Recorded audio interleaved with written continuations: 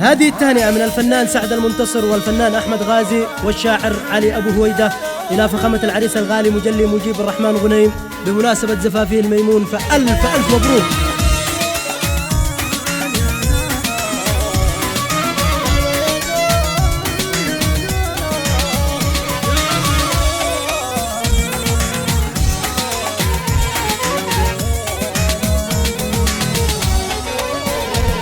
يا البلبل الشادي على صوت الرباب، اسجع بقافي انت ولا العندالي، ناحت تباشر الفرح والسعد طاب، والانس بدد غيمة الجو الكريم. يوما من التاريخ ما فيه اكتئاب، الا ما سره والسلام بايغيب، اللحن والنغمة على وتر الجواب، تمشي مع الايقاع بتنغم رهيب، الحرف الاقوى في عرس الشباب، والقافة خصيته لذا العرس المهيب. هذا مجلي ابن مرفوع الجناب، واليوم هذا يوم لقياه الحبيب، مبروك له والتهنئة راس الخطاب، نرفع بأسكاها مع الكادي وطيب.